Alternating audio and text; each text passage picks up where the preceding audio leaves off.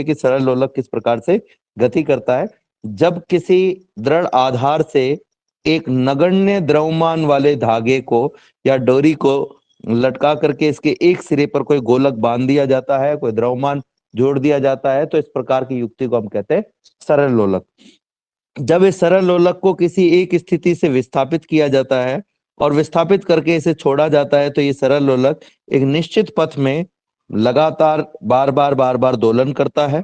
ये जो इसके दोलन है, इन दोलनों का कारण क्या है, हम वो समझने का प्रयास करेंगे। हम यहाँ पर अगर ध्यान दें तो जब इस सरल लोलक को एक स्थिति से विस्थापित किया जाता है, तो विस्थापन के पश्चात जब ये मान लीजिए किसी पोजीशन में है, जब इसका कोणीय विस्थापन थीटा है, तो उस समय क्या होगा, मान लेते हैं कि हम इस गोलक का जो द्रव्यमान है वो है m और जो धागा है उसकी लंबाई है l। अब अगर मैं इस गोलक को इस और विस्थापित करूं तो धागे की लंबाई तो l ही रहेगी, धागे की लंबाई तो चेंज नहीं होगी। लेकिन इस गोलक के द्रव्यमान के कारण एक भार नीचे की ओर कार्य करता है। जब ये बिल्कुल मिडिल पोजीशन में था, जिसे हम स्थायित्व की अवस्था या संतुलन की अवस्था कहते हैं, उस समय पर भी इसके भार के कारण एक बल नीचे की ओर कार्य कर रहा था। नीचे की ओर जो बल कार्य कर रहा था वो हम कह सकते हैं गुरुत्वाकर्षण बल है, जिसका मान mg है, और अभी भी ये बल जो है वो mg नीचे की ओर ही कार्य कर रहा है। mg बल यानी कि भार के कारण कार्य करने वाले गुरुत्वाकर्षण बल की जो दिशा होती है वो सदैव पृथ्वी के केंद्र की ओर होती है, चाहे पिंड किसी भी स्थिति में हो। इसलिए संतुलन की अवस्था में, और जब हमने इसे विस्थापित किया है, अगर हम संतुलन की अवस्था को अवस्था नंबर 1 कहें और विस्थापित अवस्था को अवस्था नंबर 2 कहें, तो अवस्था नंबर 1 और अवस्था नंबर 2 दोनों में ही ये बल नीचे की तरफ कार्य कर रहा है। अब जब भी किसी पिंड पर कोई बल कार्य करे, उस बल के कारण उस पिंड से जुड़े हुए धागे में यदि कोई तनाव उत्पन्न होता है, तो धागा भी उस पिंड पर एक बल कार्य लगाता है, जिसे हम कहते हैं तनाव बल। ये बात ध्यान रखना कि तनाव बल के द्वारा पिंड पर लगाया जा रहा है। अब आप सोचेंगे कि भाई धागे पर तनाव तो धागे में उत्पन्न हो रहा है, तो ये बल धागे पर नहीं लग करके पिंड पर कैसे लग रहा है। अभी इसको हम समझ सकते हैं यहां से कि मान लीजिए मैं ये मानता कि ये जो बल है वो धागे पर लग रहा है, धागे द्वारा पिंड पर नहीं लगाया जा रहा है, तो इसका मतलब ये होता कि पिंड पर केवल एक बल लग रहा है, और वो बल कौन सा है, mg। और इस बल की वजह से पिंड को क्या हो जाना चाहिए था, नीचे गिर जाना चाहिए था। अगर पिंड नीचे नहीं गिर रहा है तो इसका अभिप्राय यह है कि इस पिंड पर कोई बल ऐसा है जो इस mg बल को संतुलित करने का प्रयास कर रहा है। तो वो बल कौन है, इस धागे द्वारा लगाया गया बल है। अगर हम इस धागे को ऊपर से काट देंगे तो धागे का जो खिंचाव है वो खत्म हो जाएगा, और धागे का अगर खिंचाव खत्म हो जाएगा तो पिंड कहां चला जाएगा, नीचे चला जाएगा, नीचे गिर जाएगा। इसका मतलब ये हुआ कि इस पिंड को हवा में रोके रखने का जो काम है वो धागा कर रहा है, और ऐसा ये तभी कर सकता है जब ये इस पिंड पर नीचे लगने वाले बल को संतुलित कर सके। ठीक है, लेकिन जब हम इस पिंड को विस्थापित करते हैं तो उस पोजीशन में क्या होता है, हमेशा जो तनाव बल होता है वो धागे की लंबाई के अनुदिश कार्य करता है। तो इस पर भी जब मैंने इसे विस्थापित कर दिया है, तो विस्थापित करने के पश्चात जो तनाव बल कार्य करेगा, ये मैंने यहां इसे विस्थापित कर दिया। अब देखो mg बल तो नीचे की ओर लग रहा है, और तनाव बल किस ओर लगेगा, धागे के अनुदिश ऊपर की ओर लग रहा है तनाव बल t। ठीक है, ये कोण है थीटा। अब अगर मैं यहां पर इस संतुलन की बात करूं तो मैं यहां दो रेखाएं बना रहा हूं। एक रेखा ये मैंने बना दी यहां पर इस दिशा में, और एक रेखा इसके लंबवत, इस जो रेखा भी हमने बनाई है उस रेखा के लंबवत हमने इस दिशा में बना दी। ये दो रेखाएं मैंने बनाई है। इन दोनों रेखाओं पर अगर आप गौर से ध्यान देंगे तो इनमें से जो एक रेखा है वो तो इस वक्र को स्पर्श कर रही, यानी स्पर्श रेखा है, और दूसरी रेखा जो है वो ये जो रेखा बनाई गई थी इसी रेखा की दिशा में आगे की ओर हमने बनाई है। अगर मैं ये मानूं, एक मिनट के लिए मान लीजिए कि ये जो गोलक है ये चारों ओर गति कर सकता, मतलब इस धागे से बंधे हुए गोलक को अगर मैं घूर्णन कराना चाहता, तो जब भी ये घूर्णन करता तो इसकी जो त्रिज्या होती वो त्रिज्या इस धागे की लंबाई के बराबर होती, यानी कि धागे की जो लंबाई है वो एक प्रकार से इसकी घूर्णन गति में त्रिज्या का काम कर रही है। और अगर मैं इस रेखा की बात करूं तो ये रेखा जो है वो स्पर्श रेखा है। हम सब जानते हैं कि त्रिज्या और स्पर्श रेखा के मध्य 90 डिग्री का कोण होता है, यानी ये दोनों जो रेखाएं वो एक दूसरे के लंबवत है, एक दूसरे के लंबवत है। इसका मतलब अगर मैं इन दोनों रेखाओं की दिशा में घटक ज्ञात करूंगा mg बल के, तो mg बल के जो घटक आएंगे वो दोनों एक दूसरे के लंबवत घटक होंगे। ठीक है, तो देखिए ये कोण थीटा है, मैं थोड़ा सा ये जो mg बल है इसकी रेखा को ऊपर की ओर बढ़ा रहा हूं, तो ये वाला कोण जो होगा ऊपर ये भी थीटा होगा, एकांतर कोण है दोनों कोण, कोण नंबर 1 और कोण नंबर 2, चूंकि दोनों एकांतर कोण है इसलिए दोनों थीटा होंगे।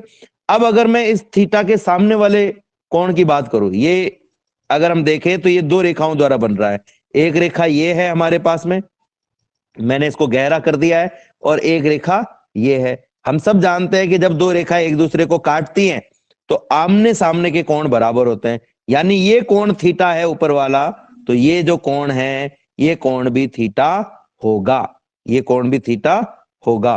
तो मैं इसको फिर से मिटा देता हूं यहां पर, और मिटा करके और फिर आपको जो चित्र बना हुआ है उसी चित्र में समझाने का प्रयास करता हूं, तो थोड़ा सा आसान रहेगा हमारे लिए समझना। ये देखिए, जब पिंड को किसी विशिष्ट दिशा में थीटा कोण से विस्थापित किया गया है तो इस पर एक mg बल नीचे की ओर कार्य कर रहा है, ये mg बल नीचे की ओर कार्य कर रहा है, ये कोण थीटा है तो ये कोण भी थीटा होगा, और ये थीटा होगा तो ये कोण जो बना हुआ है, जो कि आप देख सकते हो रेखा दो मैंने रेखाएं बनाई हैं, ये रेखा नंबर 1 है और ये रेखा नंबर 2 है, रेखा नंबर 1 और रेखा नंबर 2 के मध्य का कोण भी थीटा होगा, क्योंकि ये कोण ऊपर जो हमने थीटा माना है और रेखा नंबर 1 और 2 के बीच का जो कोण है ये शीर्षाभिमुख कोण है। तो हमें कोण का मान पता चल गया है कि इस कोण का मान कितना है, थीटा है। अब देखिए mg को अगर मैं इस दिशा में ले जाऊं तो mg यानी किसी भी बल को या किसी भी सदिश राशि को जिस दिशा में ले जाने पर कोण का मान घट करके 0 हो जाता है, उस रेखा पर उस सदिश राशि का कॉस घटक विद्यमान होता है। तो अगर मैं mg को लेफ्ट में ले जाऊं और इसे मैं कह देता हूं रेखा नंबर 1 और इसको मैं कह देता हूं रेखा नंबर 2, तो mg को अगर मैं रेखा नंबर 1 पर लेकर के जाऊं तो कोण थीटा का मान घट करके कितना हो जाएगा बच्चों, 0 हो जाएगा, और 0 हो जाएगा तो यहां पर कौन सा घटक विद्यमान होगा, कोई बता सकता है मुझे? कॉस घटक, mg का कॉस घटक, यानी mg कॉस थीटा। ठीक है, इसी प्रकार से mg को जिस दिशा में ले जाने पर mg के अलावा कोई mg नहीं कोई भी सदिश राशि हो, अगर यहां पर मान लीजिए mg के अलावा कोई और सदिश राशि होती तो उस सदिश राशि के लिए भी हम ये नियम काम में ले सकते हैं। तो फिलहाल mg जो है वो एक बल है और बल एक सदिश राशि होती है, तो अगर मैं इस mg बल को इस रेखा पर रेखा नंबर 2 की ओर लेके जाऊं तो रेखा नंबर 2 पर ले जाने पर कोण का मान बढ़ करके 90 डिग्री हो जाता है, और जिस रेखा पर ले जाने पर सदिश का ये जो कोण है वो बढ़ करके 90 डिग्री हो जाता है, उस रेखा पर इस सदिश का साइन घटक विद्यमान होता है। तो हम कहेंगे रेखा नंबर 2 पर mg का कौन सा घटक विद्यमान होगा बच्चों, mg का साइन घटक विद्यमान होगा, तो हम कह सकते हैं ये हो जाएगा mg साइन ऑफ थीटा। ठीक है बच्चों, अब देखो इसमें एक खास बात है, अगर आप इस चित्र को ध्यान से देखोगे तो आप देखोगे कि जो तनाव बल है वो तो लग रहा है ऊपर की ओर, ठीक है ना, मैं इसको अलग से बना देता हूं, ये तनाव बल तो लग रहा है ऊपर की ओर, और mg cos थीटा बल लग रहा है नीचे की ओर। ठीक है, यानी तनाव बल को mg cos थीटा बल क्या कर रहा है, संतुलित कर रहा है, यानी कि पिंड ये जो गोलक है वो ना तो तनाव बल की वजह से ऊपर की तरफ गति कर सकता है, ना mg cos थीटा की वजह से नीचे की तरफ गति कर सकता है, क्योंकि दोनों बल एक दूसरे को क्या कर रहे हैं, संतुलित कर रहे हैं।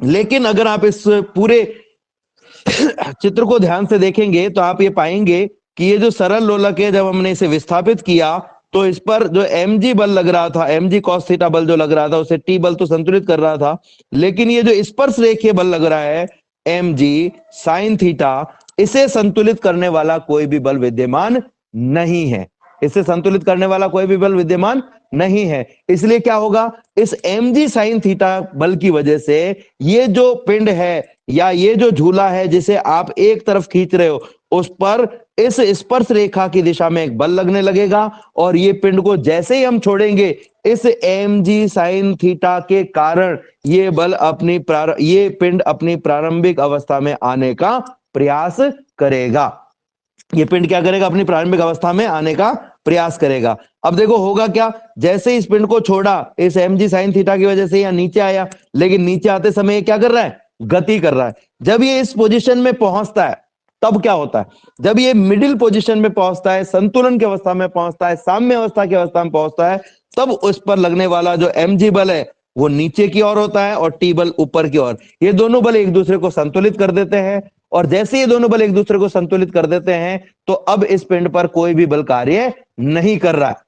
और हम जड़त्व के नियम से जानते हैं कि यदि किसी पिंड पर कोई बल कार्य नहीं करे, यानी कि बाह्य बल की अनुपस्थिति में यदि पिंड स्थिर है तो स्थिर रहेगा और गतिशील है तो गतिशील रहेगा। तो बच्चों, ऊपर से नीचे की तरफ आते हुए पिंड कौन सी अवस्था में है?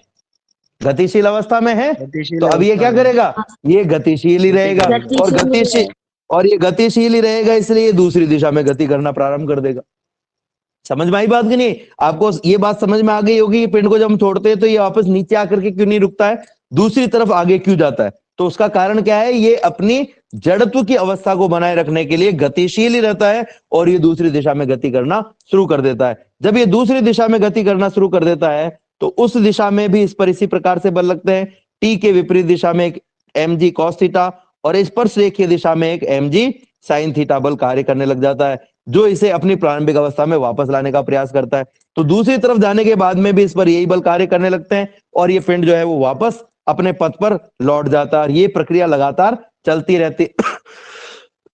अब सामान्य गति जो आप देखते हो उसमें क्या होता है, हवा का जो घर्षण है, रस्सी को आपने जिस ठोस आधार पर बांधा गया है उस ठोस आधार और रस्सी के मध्य वाला होने वाला जो घर्षण बल है, और भी अन्य प्रकार के जो हम कह सकते हैं अवमंदनकारी बल है, ऐसे बल जो गति को मंदित कर देते हैं, उन बलों के कारण ये दोलन धीरे धीरे धीरे धीरे धीमे पड़ने लग जाते हैं और अंततः ये दोलन समाप्त हो जाते हैं। लेकिन अवमंदनकारी बल अगर यहां पर नहीं हो तो ये दोलन जो है वो अनंत काल तक चलते रहेंगे। लेकिन एक खास बात और है, आप यहां पर देख रहे होंगे कि इस दोलक की अगर आप गति को देखोगे तो दोलक कुछ इस प्रकार से गति कर रहा है। ऐसा लग रहा है कि अगर ये दोलक पूरा तेज गति करता तो शायद ये वृत्ताकार पथ में गति कर लेता, और अभी ये गति कर रहा है तो ये क्या कर रहा है, वृत्त के किसी आंशिक चाप के रूप में ये गति कर रहा है। ठीक है, जब भी कोई पिंड वक्राकार गति करता है, वक्राकार का मतलब क्या होता है, सरल रेखीय गति नहीं करके किसी वृत्ताकार पथ पर, संपूर्ण पथ पर या पथ के किसी अंश पर गति करे, एक बिंदु से दूसरे बिंदु की ओर, लेकिन उसकी गति का पथ कैसा हो, या तो वृत्त हो या वृत्त का कोई हिस्सा हो, तब उस स्थिति में पिंड की गति बल के कारण न होकर के बल आघूर्ण के कारण होती है। किसी भी वस्तु की घूर्णन गति का जो कारण होता है वो कौन होता है, बल आघूर्ण। अब देखो मैं इसका उदाहरण बता रहा हूं, बल आघूर्ण क्या है पहले तो ये समझ लो। बल आघूर्ण दो तरीके से काम करता है, एक को हम कहते हैं बल आघूर्ण और एक को हम कहते हैं बल युग्म आघूर्ण। आज ये प्रैक्टिकल आप करके देखिएगा और मेरे ख्याल में मैं आपको कहूंगा कि इमेजिन करो तो भी शायद आप मुझे बता दोगे। ये आपके पास में एक रॉड रखी हुई है, एक छड़ रखी हुई है, एक उंगली से आप इस छड़ पर इस दिशा में बल लगाइए और एक उंगली से इस पर इस दिशा में बल लगाइए। आप मुझे बताइए कि छड़ के साथ में क्या होगा, घूमने लग जाएगी, छड़ घूमने लग जाएगी, छड़ घूमने लग जाएगी, घूर्णन करने लग जाएगी। और इस बात का फायदा हम क्या करते हैं, इस बात का फायदा हम कहां उठाते हैं, किसी भी डब्बे का ढक्कन खोलने के लिए चार उंगलियों से एक दिशा में और अंगूठे से दूसरी दिशा में बल लगाते हैं, जिससे वो ढक्कन घूमने लगता है और अपनी चूड़ियों के ऊपर गति करते हुए वो ढक्कन बाहर की तरफ आ जाता है।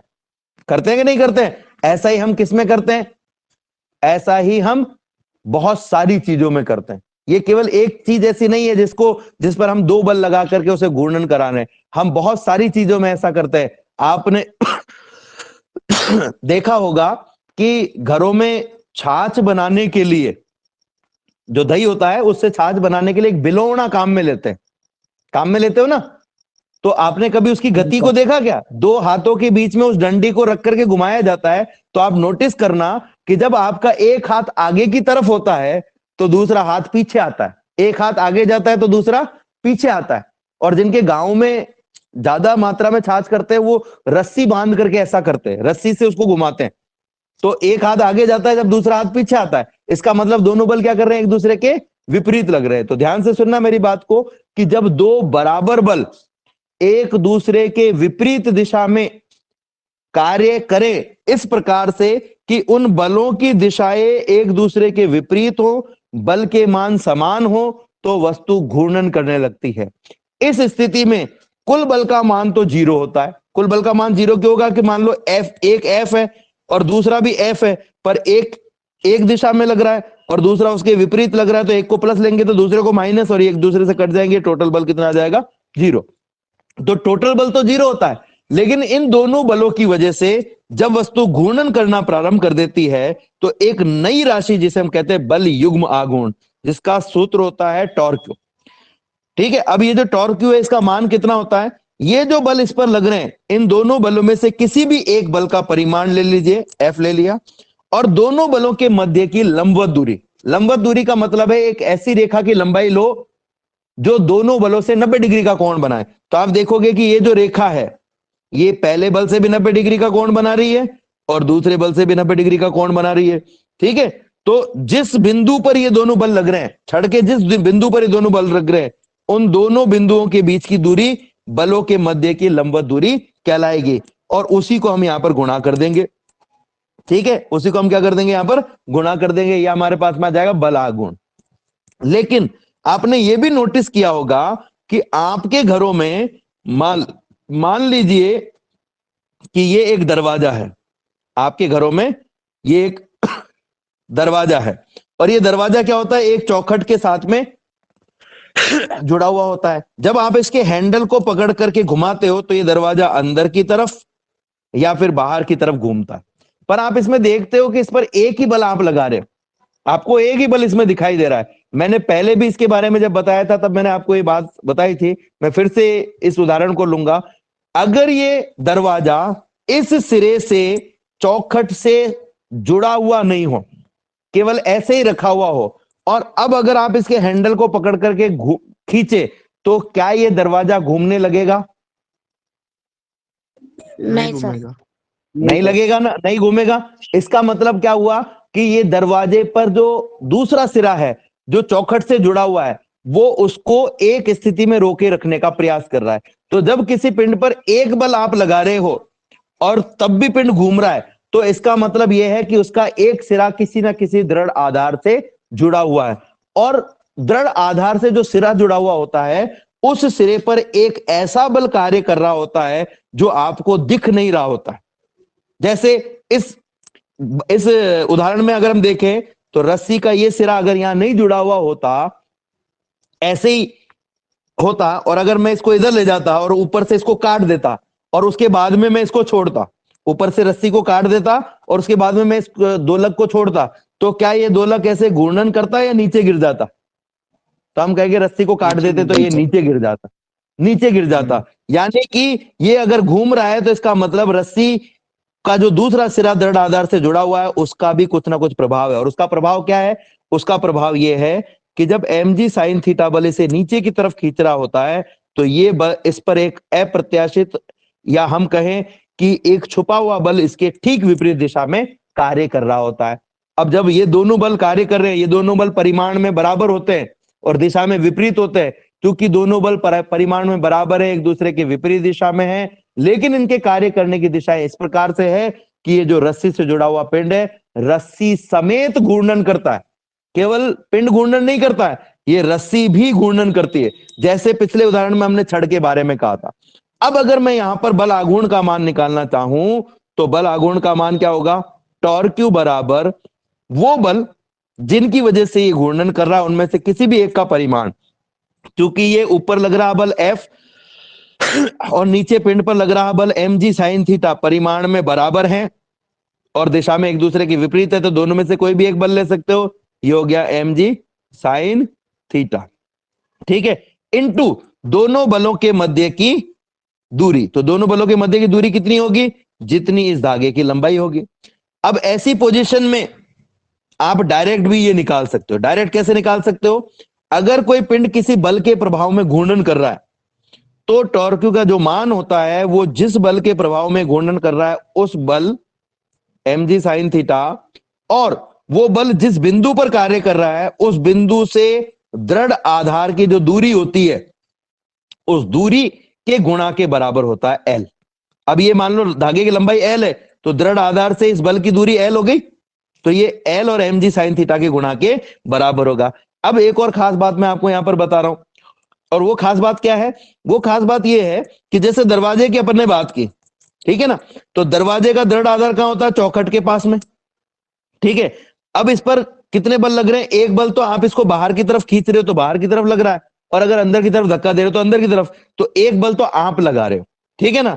अब अगर मैं इसके लिए टॉर्क्यू का मान निकालूं तो टॉर्क्यू का बल का मान कितना होगा? आपके द्वारा लगाया गया बल इनटू वो बिंदु जिस पर आप बल लगा रहे हो से दृढ़ आधार की दूरी। यहां पर हैंडल है तो आप हैंडल पे ही बल लगाओगे, तो हैंडल से दृढ़ आधार की दूरी, ठीक है। दृढ़ आधार की दूरी मान लीजिए L है, तो हम कहेंगे L। किसी भी चीज को जैसे गति कराने के लिए एक न्यूनतम बल की जरूरत होती है। जैसे 50 किलो के पत्थर को फूंक मारोगे तो वो उड़ेगा नहीं, लेकिन एक कागज के टुकड़े को फूंक मारोगे तो उड़ जाएगा। तो किसी भी वस्तु को गति कराने के लिए एक न्यूनतम बल की आवश्यकता होती है। ठीक इसी प्रकार से किसी भी वस्तु को घूर्णन कराने के लिए भी एक न्यूनतम बल आघूर्ण की जरूरत होती है। मान लीजिए कि इस दरवाजे को घूर्णन कराने के लिए बल आघूर्ण का मान 20 है। कितना है? 20 है। अभी हम मात्रक की बात नहीं कर रहे हैं, केवल बल आघूर्ण की बात कर रहे हैं, वो है 20, ठीक है। तो F और L का जो गुणा है उसका मान हमारे पास में कितना आना चाहिए? 20 आना चाहिए। अगर मैं कहूं कि L का मान 10 है, L का मान 10 है, तो F का मान डेफिनेटली कितना होगा? 2 होगा, है ना। यानी 2 न्यूटन का बल लगाने पर भी ये घूम जाएगा। 3 का लगाओगे तब भी घूमेगा, 4 का लगाओगे तब भी, पर कम से कम कितना होगा? हम ये न्यूनतम निकाल रहे हैं, 2। लेकिन मैं इस हैंडल को यहां से हटा करके और मिडिल में लगा देता हूं, ये मैंने मिडिल में लगा दिया बिल्कुल, तो क्या होगा? ये दूरी घट जाएगी, दूरी घट जाएगी, यानी L का मान घट जाएगा। अब मान लो L का मान घट करके 10 की जगह हो गया 4, ये 4 हो गया। तो अब F का मान कितना होना चाहिए? 5। 5 होना चाहिए। यानी कि अगर ये दूरी घट जाए तो बल ज्यादा लगाना पड़ेगा। तो अब आपके समझ में आ गया होगा मेरे हिसाब से कि हैंडल को दरवाजे के बिल्कुल कॉर्नर पे क्यों लगाया जाता है, जिससे दूरी बढ़ जावे और जो हम बल लगा रहे हैं वो बल हमें कम लगाना पड़े, वो बल हमें कम लगाना पड़े। और इसीलिए वो गाड़ियां जिनके पहिए बड़े होते हैं वो तेज दौड़ती हैं, क्योंकि उन पर कम बल लगाने पर भी अधिक बल आघूर्ण कार्य करता है। और जिनके पहिए छोटे होते हैं उनके लिए, उन पे जिनके पहिए छोटे होते हैं उन गाड़ियों में ज्यादा बल लगाने पर भी कम बल आघूर्ण उत्पन्न होता है। इसलिए जो बड़े पहिए वाली गाड़ी होती है वो तेज गति से गति कर सकती है। खैर अपन उस बात पर नहीं जाएंगे, अपन वापस यहां पर आते हैं। तो जैसे एक स्प्रिंग को जब हम खींचते, ये एक स्प्रिंग है और इससे एक द्रव्यमान जुड़ा हुआ है, जब हम इसे खींचते हैं तो इस स्प्रिंग की लंबाई में वृद्धि होती है, और जैसे इस स्प्रिंग की लंबाई में वृद्धि होती है तो स्प्रिंग पर एक बल कार्य करने लगता है जो स्प्रिंग को अपनी प्रारंभिक अवस्था में लाने का प्रयास करता है। उस बल को हम कहते हैं प्रत्यानयन बल, ठीक है।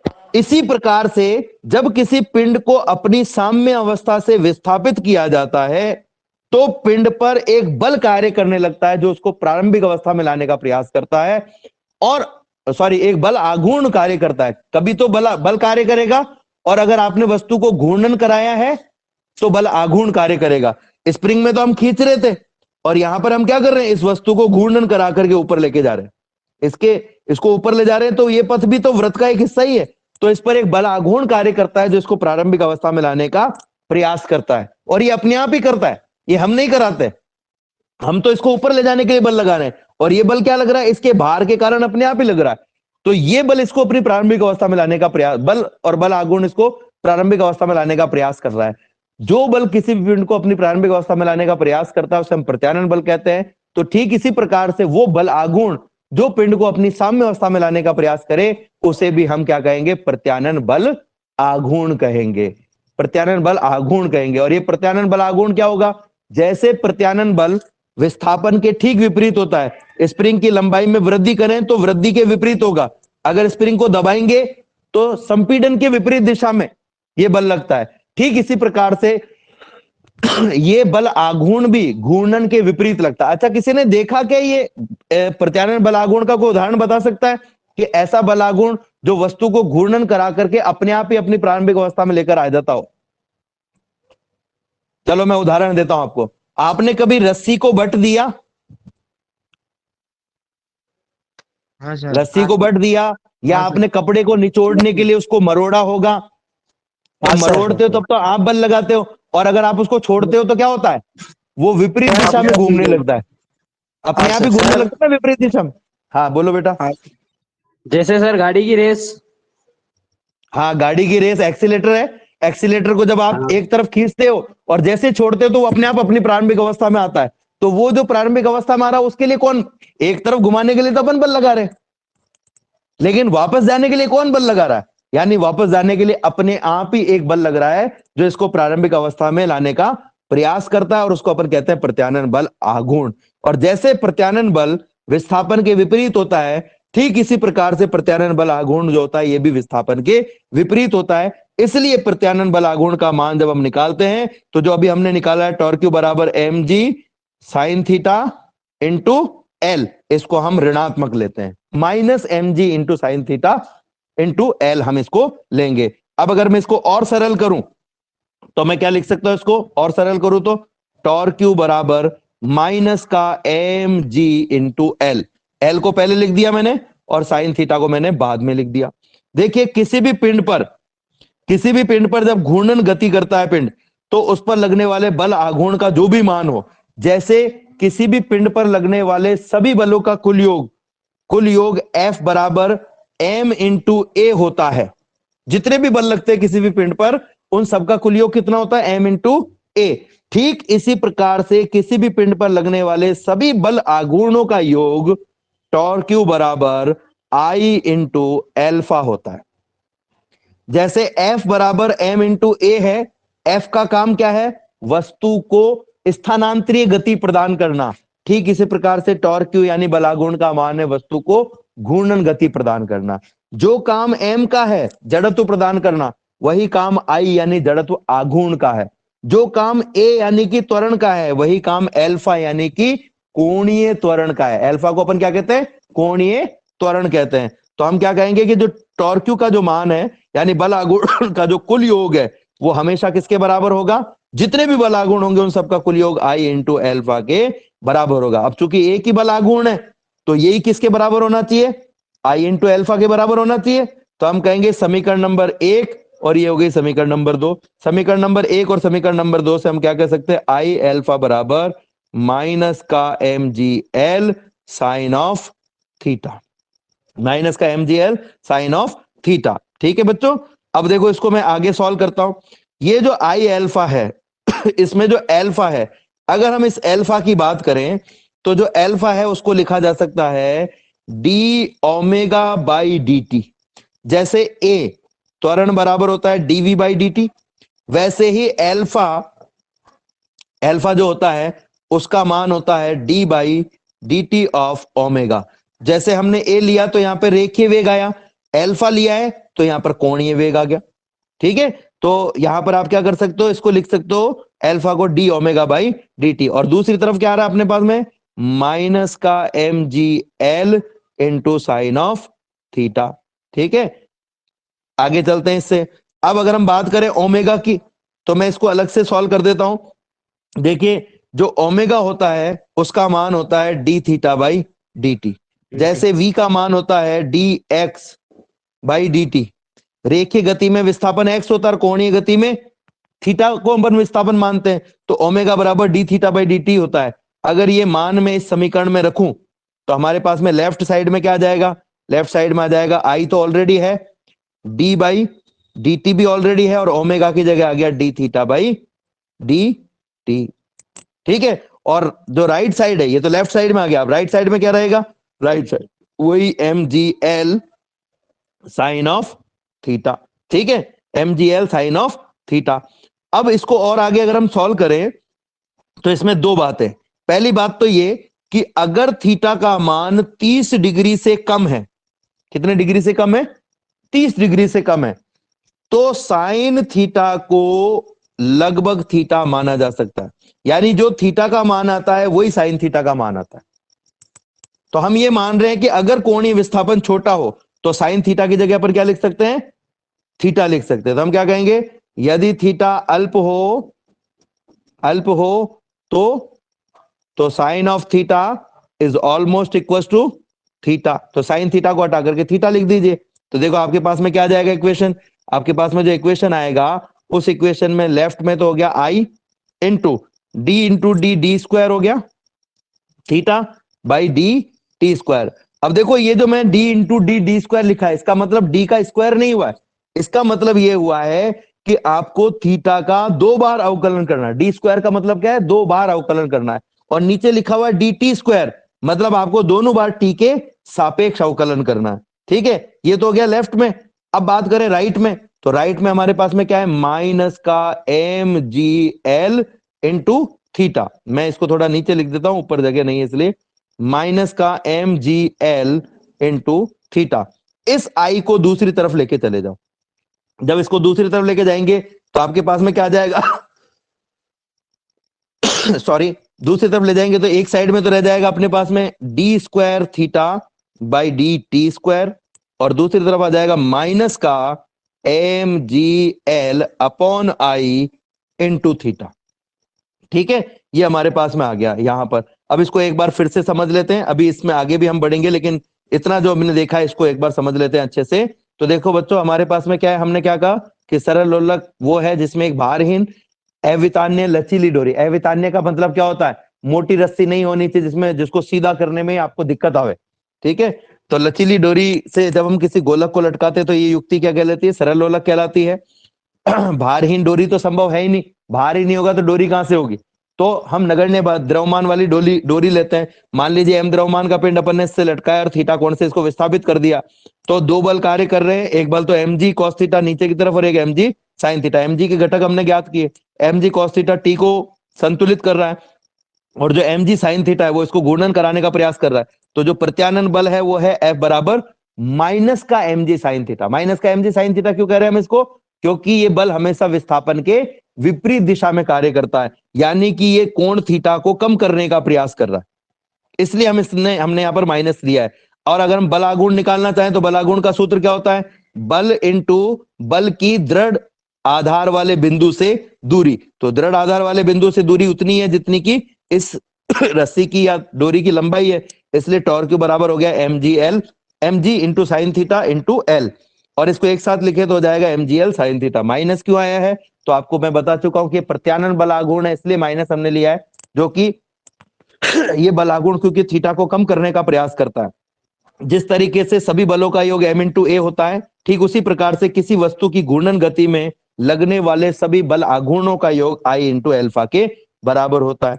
अब चूंकि एक ही बल आघूर्ण है तो यही I इंटू एल्फा के बराबर होना चाहिए, तो समीकरण नंबर 1 और समीकरण नंबर 2 से I एल्फा बराबर हो जाएगा माइनस का mgl साइन थीटा। थीटा का मान अगर अत्यल्प हो तो साइन थीटा बराबर थीटा हम मान सकते हैं, यहां पर लिख दीजिए। तो I एल्फा बराबर हो जाएगा mgl थीटा। तो एल्फा बराबर क्या हो जाएगा, mgl upon I into theta. ठीक है, अब देखो हमारे पास में समीकरण क्या आ गया था, हमारे पास में समीकरण आ गया D square theta by D T square बराबर माइनस का M G L into theta upon I. इसको अगर हम लेफ्ट में लेकर के आ जाए तो क्या होगा, तो हमारे पास में समीकरण कुछ इस तरह का आएगा, D square theta by D T square plus M G L upon I into theta बराबर 0। अगर हम सरल आवर्त गति का अवकलन समीकरण देखें तो सरल आवर्त गति का अवकलन समीकरण होता है D square x by D T square plus omega square x बराबर 0। कब, जब विस्थापन स्थानांतरीय गति के कारण हो, और अगर घूर्णन गति हो रही है तो एक्स के स्थान पर आ जाता है थीटा। तो ये हो गया हमारे पास में थीटा, और यहां पर भी हमारे पास में क्या हो गया, ये एक्स को हटा के हमारे पास में क्या आ गया, थीटा।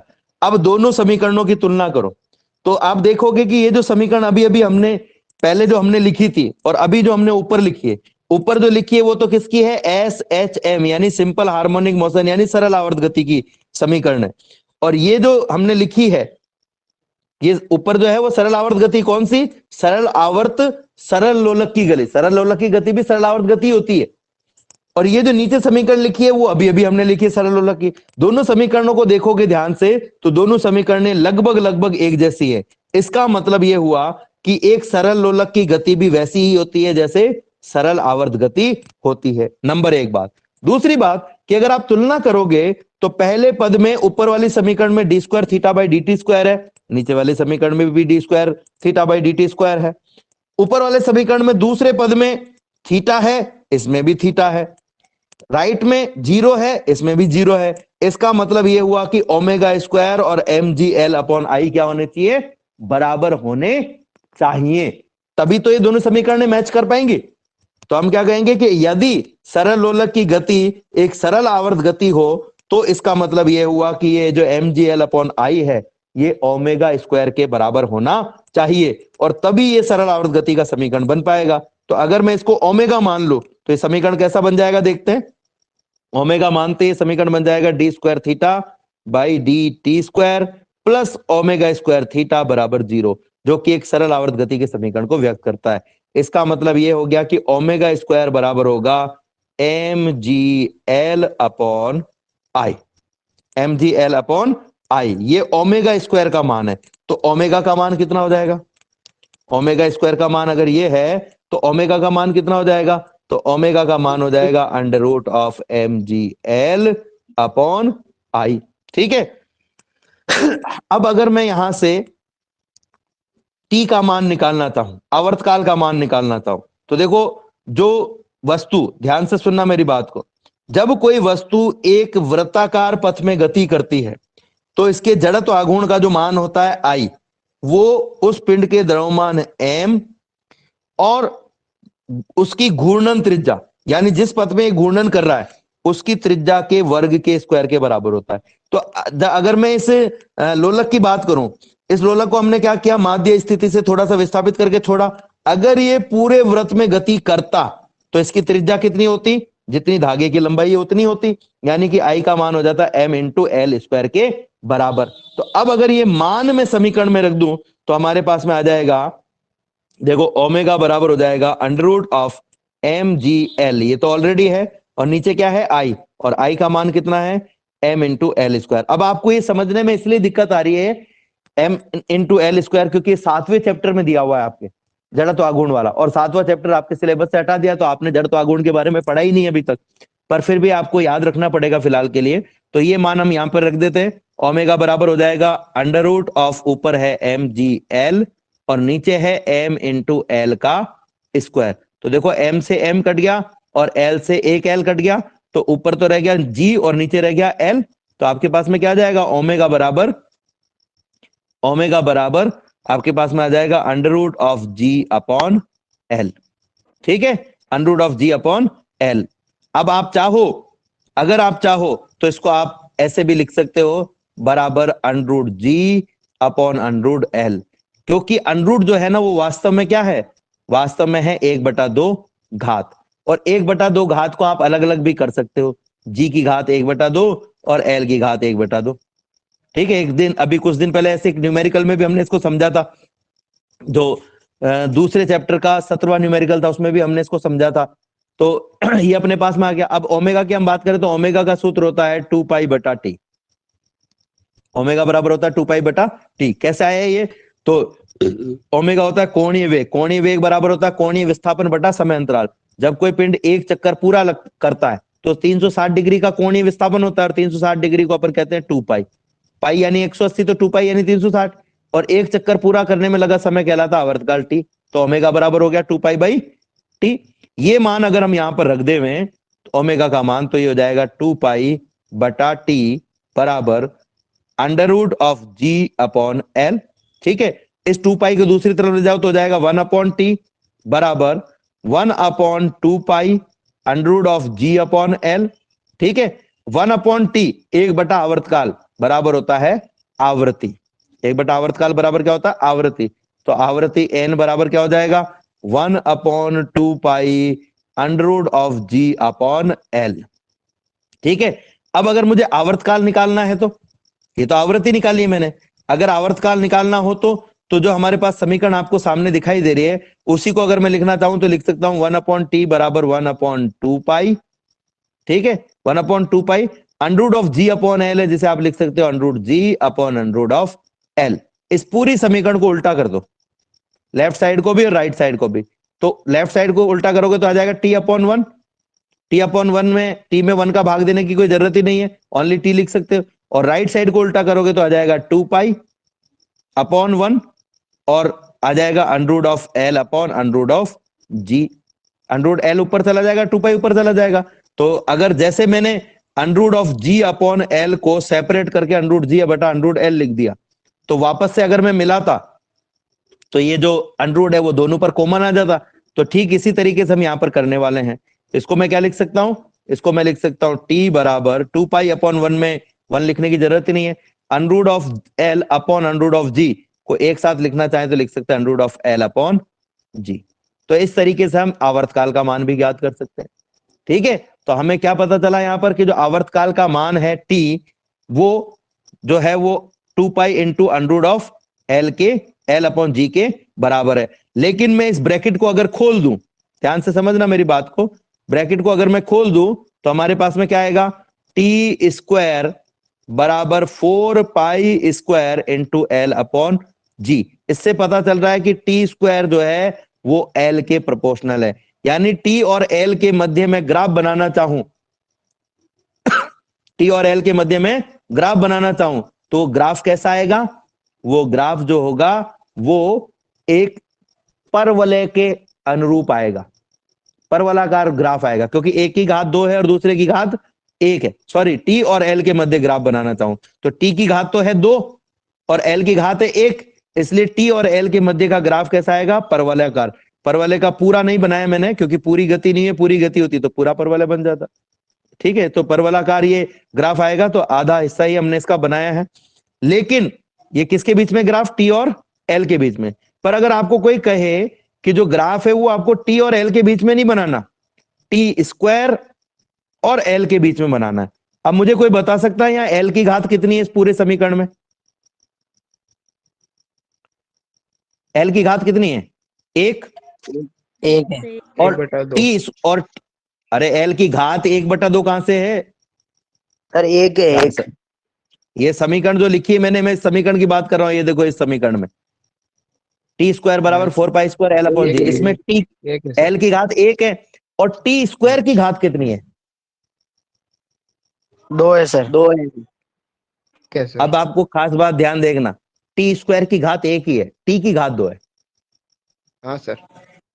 टी स्क्वायर की घात पूछी मैंने, टी की घात थोड़ी ना पूछी भाई, मैंने किसकी घात पूछी, टी स्क्वायर की घात बताओ, तो टी स्क्वायर की घात तो 1 ही है, टी की घात 2 है। तो अगर आप टी स्क्वायर और एल के बीच में ग्राफ बनाओगे तो टी स्क्वायर की घात भी 1 और एल की घात भी 1। जब दो राशियों की घात 1-1 हो तो उनके बीच का ग्राफ हमेशा सरल रेखा आता है। तो ग्राफ अगर टी स्क्वायर और एल के बीच में बनेगा तब तो आएगा सरल रेखा। लेकिन अगर ये टी स्क्वायर की जगह हम क्या ले लेते हैं, यहां पर ओनली टी ले लेते हैं, तो टी की घात 1 नहीं है, टी की घात कितनी है, 2 है और एल की घात है 1।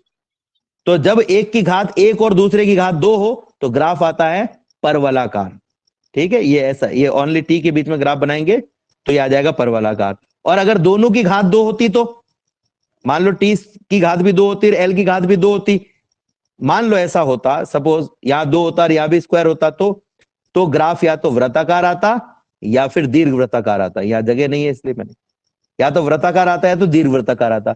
वृत्ताकार कब आता, वृत्ताकार कब आता और दीर्घ वृत्ताकार कब आता, तो देखो अगर कोई भी एक्स और वाई के बीच में अपन ग्राफ बना रहे हैं और इस समीकरण को संतुलित कर रहा है, एक्स प्लस वाई स्क्वायर बराबर ए स्क्वायर, और एक होगा X square upon A square plus Y square upon B square बराबर 1। तो जो नीचे वाली समीकरण को संतुलित करेगा वो दीर्घवृत्त के लिए और जो ऊपर वाले समीकरण को संतुलित करेगा वो वृत्त के लिए, ठीक है। तो इस तरीके से ग्राफ भी हम बना सकते हैं। एक लास्ट टॉपिक इस चैप्टर, इस आज की क्लास का हम पढ़ लेते हैं। बहुत छोटा सा टॉपिक है, परीक्षा में वैसे तो उम्मीद कम रहती है आने की क्योंकि आपके सिलेबस में नहीं है, लेकिन फिर भी ये पूछ लिया जाता है, सिलेबस में नहीं होता तो भी पूछ लिया जाता है। सेकंड लॉलक किसे कहते हैं, अब देखो ध्यान से सुनना, कभी भी लोलक की जो गति होती है वो कैसी होती है, एक दिशा में जाता है और फिर वापस आता है, ऐसी गति होती है। यानी कि एक बिंदु से दूसरे बिंदु तक जाने में इसका आधा दोलन होता है और वापस आने में आधा दोलन और होता है। अगर आधे दोलन का समय 1 सेकंड है तो पूरे दोलन का समय कितना होगा, 2 सेकंड। तो ऐसा लोलक जिसके आधे दोलन का समय 1 सेकंड हो, यानी पूरे दोलन का समय 2 सेकंड हो, और पूरे दोलन में जो समय लगता है उसको हम दोलन काल या आवर्तकाल कहते हैं। तो ऐसा सरल लोलक जिसका दोलन काल या आवर्तकाल 2 सेकंड होता है उसे सेकंड लोलक कहते हैं। उसे हम क्या कहते हैं, सेकंड लोलक। अब अगर आपसे कोई पूछ ले कि सेकंड लोलक बनाने के लिए धागे की लंबाई कितनी लेनी चाहिए, 99.4 सेंटीमीटर, तो वो अपन कैसे निकालेंगे, सूत्र है T बराबर 2 pi under of L upon G। पहले तो क्या करो, इसको वर्ग कर दो, तो ये हो जाएगा T स्क्वायर बराबर 4 पाई स्क्वायर, ठीक है, L अपॉन G। अब यहां से अपन L का मान निकालना चाहें तो देखो G ऊपर चला गया तो क्या आ जाएगा, G into T square upon 4 pi square नीचे आ गया और इधर रह गया L। अब यहां पर आप मान रख दो, सेकंड लोलक अपने को बनाना है तो टी का मान कितना होना चाहिए, 2 होना चाहिए। तो हम मान रखते हैं, देखो जी का मान तो हो गया 9.8, ठीक है, और टी का जो मान है वो हो गया 2 का स्क्वायर करो तो हो जाएगा 4, और नीचे क्या है 4 इंटू पाई, पाई का मान होता है 3.14, है ना। तो अपने को क्या करना है, पाई का तो स्क्वायर करना है, तो 3.14 का स्क्वायर कर दो, 3.14 इंटू 3.14, 4 चौक 16 के 6 हासिल का लगा, 1 4 एकम 4, 4 और 1 5 और 4 तिया 12, ठीक है, इंटू 4 1 3, ठीक है। अभी 3 से और मल्टीप्लाई करना है यार, ये जगह थोड़ी कम है तो मैं थोड़ा इसको शॉर्ट में लिख देता हूँ। 9.85 9.85, चलो गुणा करके देख लिया इसने, तो ये अच्छी बात है, अपन इसी को काम में ले लेते हैं। 4 इंटू 9.85, तो ये 4 से 4 कट गया, ठीक है। 9.8 में 9.85 का भाग दोगे तो आएगा आपके पास में 0.993, 0.993 मीटर, और अगर सेंटीमीटर में बदलोगे तो कितना आएगा, 99.3 सेंटीमीटर। 0.993 मीटर लगभग किसके बराबर है, लगभग 1 मीटर के बराबर है। तो हम क्या कहेंगे, लगभग 1 मीटर लंबा धागा हमें लेना पड़ेगा।